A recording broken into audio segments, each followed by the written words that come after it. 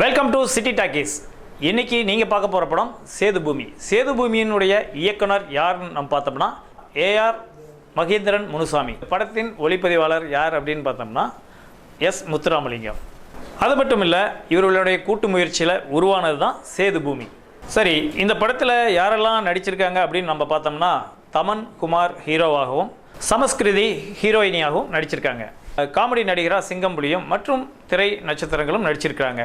இந்த படத்தினுடைய கதை அப்படின்னு பார்த்தோம்னா வீரம், காதல், நட்பு, அது மட்டும் இல்லாத மண்ணின் மனம், இப்படி பல கோணத்தில் நம்மளுடைய கதையை சொல்லணும் அப்படின்னா நம்மளுடைய சேதுபூமி தான்.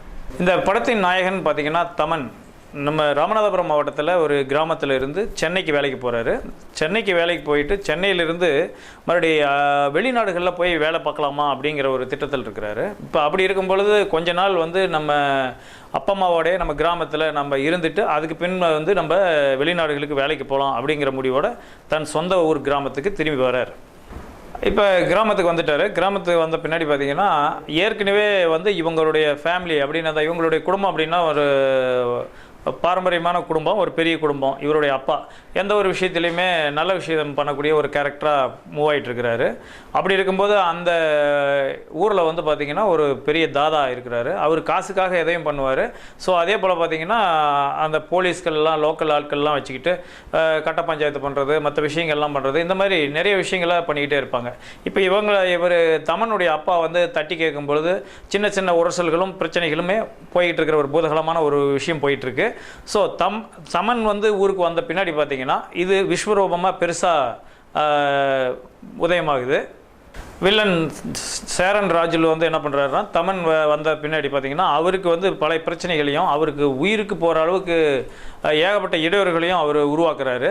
இந்த சமயத்தில் தான் அங்கே ஹீரோயினி அதே ஊரில் இருக்கும் பொழுது அவங்களுக்குள்ள ஒரு காதல், மோதல், அந்த மாதிரி ஒரு ஊடல்கள்லாம் ஏற்படுகிறது. இதில் பார்த்திங்கன்னா அழகாக அற்புதமாக நடிச்சிருக்காங்க ஹீரோயினி சமஸ்கிருதியினுடைய நடிப்பு நல்லா அற்புதமாக இருக்குது. அவங்களுடைய மற்ற விஷயங்களுமே பார்த்திங்கன்னா கண்ணுக்கு விருந்தளிக்கக்கூடிய விஷயமா நம்ம டைரக்டர் பண்ணியிருக்காரு அப்படின்னு சொல்லலாம். சமஸ்கிருதியினுடைய நடிப்பு அப்படின்னு பார்த்தீங்கன்னா ரொம்ப ரிஸ்கான கேரக்டரில் கூட அசால்ட்டாக தட்டி அள்ளிட்டு போயிருக்கிறாங்க. அவங்களுக்கு ஒரு சபாஸ் கொடுக்கலாம். அதே போல் பார்த்திங்கன்னா தமனுக்கு இந்த படத்தில் நல்ல கேரக்டர், நல்ல மிடுக்கான தோட்டங்கள் கொடுத்துருந்தாலுமே இன்னும் நிறைய கொஞ்சம் ஹோம்ஒர்க் பண்ணியிருந்தா ரசிகர்கள் மத்தியத்தில் இடம் பிடிச்சிருக்கலாம் அப்படிங்கிற மாதிரி கொடுக்கலாம். சிங்கம்புலியினுடைய காமெடி அப்படின்னு சொன்னால் ரொம்ப சூப்பராக பண்ணியிருக்காரு. நெகிழ வைக்கக்கூடிய நல்ல ஒரு அருமையான காமெடி அற்புதமாக வந்திருக்கு. மேலும் இந்த படத்தினுடைய கதையம்சம்னு பார்த்தோம்னா ராமநாதபுரம் மாவட்டத்தில் நம்ம முன்னே சொன்ன மாதிரி பார்த்திங்கன்னா வீரம், காதல், அதே போல் மண்ணின் மனம், இந்த மாதிரி எல்லா விஷயமும் கொடுத்துருக்கக்கூடிய காலகட்டத்தில், ஆனால் இந்த காலகட்டத்தில் வரக்கூடிய ஒரு படமாக அப்படின்னு பார்த்திங்கன்னா ஒரு 10 ஆண்டுகளுக்கு முன்பாக இது வந்திருந்தால் மக்கள் மனதில் நின்றுருக்கும். ஒரு நல்ல ஒரு ஃப்ளாஷ் கிடச்சிருக்கோம், அப்ளாஸ் நல்லா கிடச்சிருக்கோம் அப்படின்னு சொல்லலாம்.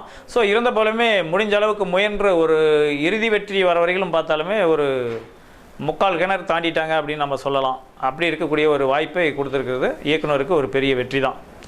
மேலும் இத்திரை விமர்சனத்தை சப்ஸ்கிரைப் பண்ணுங்கள், உங்கள் ஃப்ரெண்ட்ஸோடு ஷேர் பண்ணுங்கள். அடுத்த திரை விமர்சனத்தில் சந்திக்கும் வரை உங்களது விடைபெறுவது உங்கள் V P Swamy. Take care, bye, see you.